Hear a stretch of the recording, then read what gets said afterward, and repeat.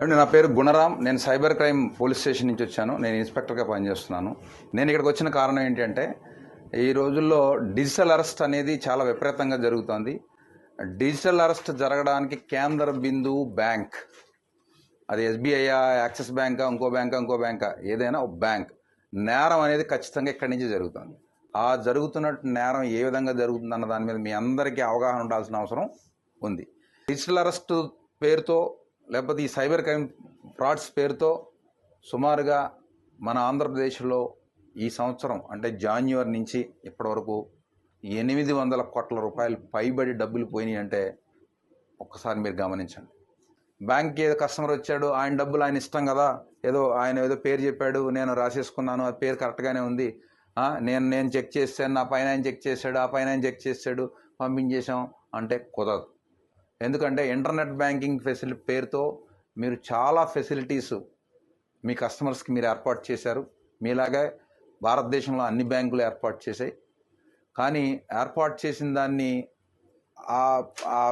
ఆ సౌలభ్యాన్ని నేరస్తులు చక్కగా ఉపయోగించుకొని మనకి డబ్బులు కొట్టేయడం జరుగుతుంది. అంటే ఫెడెక్స్ నుంచి కాల్ చేస్తున్నామని, మీకు ఈ కొరియర్ అందకపోతే 2 నొక్కండి 3 నొక్కండి, లేకపోతే మీరు పలానా చోట నుంచి పలానా చోట కొరియర్ పంపిస్తున్నారు, అందులో మీ ఆధార్ కార్డు ఉంది, మీ ఫోన్ నెంబర్ లింక్ అయ్యింది, అందులో ఈ పాస్పోర్ట్లో లేదు MDM మాదక ద్రవ్యాలు పంపిస్తున్నారు, ఇలా ఏదో రకరకాలుగా వస్తున్నాయి. ఆ టైంలో మిమ్మల్ని ఎవరితోని మాట్లాడనివ్వకుండా మిమ్మల్ని వాళ్ళు అరెస్ట్ చేసినట్టుగా డిజిటల్గా అరెస్ట్ చేస్తున్నామని చెప్పి టోటల్గా మిమ్మల్ని భయభ్రాంతులకు గురి చేసి మీ దగ్గర ఉన్నటువంటి FDలు అవన్నీ కూడా బ్రేక్ చేయించి RTGS ద్వారా మీ బ్యాంకు వచ్చి ఇక్కడి నుంచి అమౌంట్ని వాళ్ళు చేసేసుకోవడం జరుగుతుంది.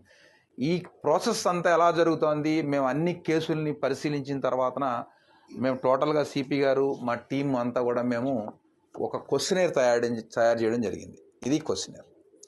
ఈ క్వశ్చనేర్ కనుక మీకు ఎవరైనా జాగ్రత్తగా వినండి, మీకు దగ్గరికి ఒక కస్టమర్ వస్తారు, అకౌంట్ నుంచి 2 లక్షల రూపాయలు పైబడి వేరే అదర్ స్టేట్ ఖాతాకి దేనికైనా వాళ్ళు ఎక్కువ అమౌంట్ ట్రాన్స్ఫర్ చేస్తున్నారు అంటే మీరు ఫస్ట్ చేయాల్సింది ఏంటి? అలా ఎందుకు డబ్బు ట్రాన్స్ఫర్ చేస్తున్నారు, కారణం ఏంటి? వాళ్ళు ఏదో చిన్న పొడి వాళ్ళు భయంలో ఉంటారు. అది మీరు గమనించాలి.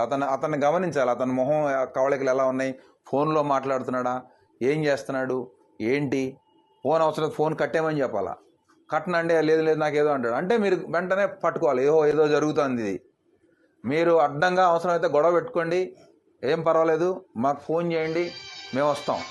ఇప్పుడు మొన్న ఇదే SBI బ్యాంకులో 1,25,00,000 ఒక్కసారిగా వెళ్ళిపోయినాయి. మళ్ళీ ఇదే SBI bank Tiruvuru branch manager గారు వచ్చిన అబ్బాయిని గమనించి చేయడం వల్ల 60 లక్షల రూపాయలు ఫ్రాడ్ ఆపగలిగాడు. ఇదే మహబూబ్ నగర్లో SBI బ్రాంచ్లో ఇలాగే ఒక బ్యాంక్ మేనేజర్ గారు వెంటనే మాట్లాడి అక్కడ కూడా ఆపగలిగాడు. మీరు కొన్ని క్వశ్చనేర్ వాళ్ళు ఖచ్చితంగా మీరు అడగాలి. ఆ క్వశ్చన్ ఏం అడగాలి అన్నది నేను మీకు చదివి వినిపిస్తాను. ఈ ఖచ్చితంగా మీ మైండ్లో, అందరి మైండ్లోనూ ఉండాలి. అటెండర్ దగ్గర నుంచి బ్యాంక్ మేనేజర్ వరకు ప్రతి వాళ్ళు కూడా ఈ విషయం గురించి తెలుసుకుని ఉండాలి. లేకపోతే కనుక ఖచ్చితంగా క్రైమ్ ఇక్కడి నుంచే జరుగుతుంది, బ్యాంక్ నుంచే జరుగుతుంది.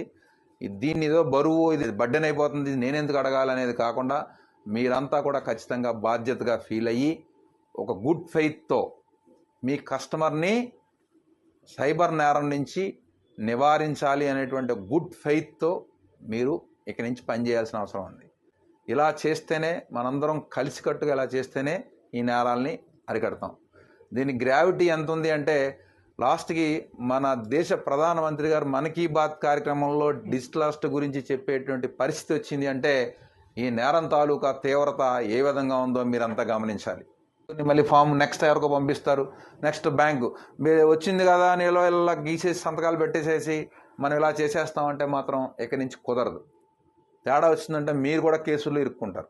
టార్గెట్ పీపుల్ ఎలా గుర్తించాలి అంటే 2 లక్షల రూపాయలు పైబడి తన SBI అకౌంట్ నుంచి, సేవింగ్స్ అకౌంట్ నుంచి ఎవరైతే నెక్స్ట్ కరెంట్ అకౌంట్స్ ఉంటాయి కదా, ఆ కరెంట్ అకౌంట్కి RTGS ద్వారా ట్రాన్స్ఫర్ చేయాలని అనుకుంటారో వాళ్ళని మీరు ఫస్ట్ టార్గెట్ గ్రూప్గా మీరు గుర్తించి అయ్యా ఎందుకు చేస్తున్నారు, ఏం క్వశ్చన్ అడగాలంటే మీ పేరుతో అరెస్ట్ వారెంట్ జారీ అయిందని ఎవరైనా మిమ్మల్ని భయపెట్టారా, మీరు స్పందించకపోతే వెంటనే అరెస్ట్ ఆర్డర్ అమలవుతుందని బెదిరించారా? మీ మీద నాన్ బెయిలబుల్ కేసు నమోదైందని చెప్తున్నారా? మీ కేసు లా ఎన్ఫోర్స్మెంట్ ఏజెన్సీలకు పంపించామని బెదిరిస్తున్నారా? అరెస్టుకు ముందు ఇది మీకు చివరి హెచ్చరిక అని బెదిరించారా? మీ ఖాతాలో అనుమానాస్పద లావాదేవీలు గుర్తించామని చెబుతున్నారా? మీ ఫోన్ నెంబర్ క్రిమినల్ కార్యకలాపాలకు లింక్ అయిందని భయపెడుతున్నారా? విదేశాలకు కొరియర్ ద్వారా పంపుతున్న ల్యాప్టాప్లు, పాస్పోర్ట్లు, సిమ్ కార్డులు, మాదక ద్రవ్యాలు వంటి నిషేధిత వస్తువులు మీ పేరుపై ఉన్నట్లు ఎయిర్పోర్ట్లో గుర్తించామని చెబుతున్నారా? మీరు నిషేధిత కంటెంట్, ఉదాహరణకు చైల్డ్ పోర్నోగ్రఫీని యాక్సెస్ చేశారని ఎవరైనా బెదిరించారా? ఈ లావాదేవీకి సంబంధించిన వ్యక్తి మీకు వ్యక్తిగతంగా తెలుసా?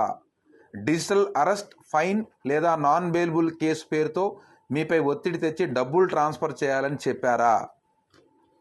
మీరు ఎవరితోనైనా ఫోన్లో మాట్లాడుతున్నారా?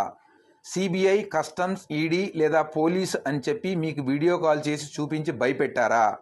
లింక్ లేదా ఈమెయిల్ ద్వారా డబ్బులు పంపాల్సిందిగా ఒత్తిడి తెస్తున్నారా?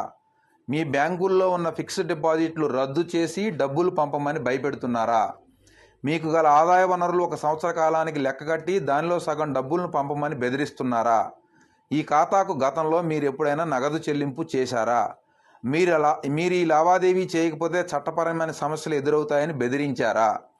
CBI, ED, customs, police video call ద్వారా అరెస్టులు చేయవని మీకు తెలుసా? సైబర్ నేరాల పట్ల అప్రమత్తంగా ఉండి వెంటనే 1930కి కాల్ చేయండి. నేను యాక్చువల్గా ఈ క్వశ్చన్ అంతా చదవడానికి 1 మినిట్ లేదా 1.5 మినిట్ పట్టింది. కస్టమర్ని మీరు జాగ్రత్తగా ఛాదస్తంగా అతను తిడతాడ తర్వాత విషయం తర్వాత, ముందు ఈ క్వశ్చనేర్ కనుక మీరు అతనికి వేయగలిగితే ఈ క్వశ్చన్స్ అన్నీ కూడా ఆల్రెడీ అతను ఫేస్ చేసి ఉంటాడు. అతను ఒక భయంలో మీ దగ్గరికి వస్తాడు, ఓ భయంలో ఉంటాడు. ఈ అడిగితే ఎస్ ఇవన్నీ అడుగుతున్నారు, వాడు కూడా నన్ను అడిగాడు, ఇది ఫ్రాడ్, ఇది ఖచ్చితంగా నా డబ్బులు కొట్టేయడానికి ఎవడో ట్రై చేస్తున్నాడు అని ఆ క్షణం నుంచి మీరు అతన్ని బయటికి తీసుకురావాల్సిన గురుతరమైన బాధ్యత మీ అందరి మీద ఉంది. అది మీరు మాత్రమే చేయగలరు. మీ కస్టమర్ని మీరే రక్షించాలి. కస్టమర్ ఎటువంటి పరిస్థితిలో ఉన్నాడు అనేది కూడా మీరు గమనిస్తూ ఉండాలి. మీరు ముఖ్యంగా మీరే చేయాలి. అటెండర్లు, సెక్యూరిటీ వచ్చిన వాళ్ళంతా సార్ ఇక్కడ ఇటువంటి చూడండి అని మీరు చదివిపించాలా. ఏమంటే ఇదే బయట బోర్డు, పెద్ద బోర్డు పెట్టండి, ఫ్లెక్సీ పెట్టండి, నేను మీకు సాఫ్ట్ కాపీ పంపిస్తాను, పెద్దది పెట్టండి. వచ్చిన వాళ్ళని వెళ్ళే వాళ్ళని చదివించాలి.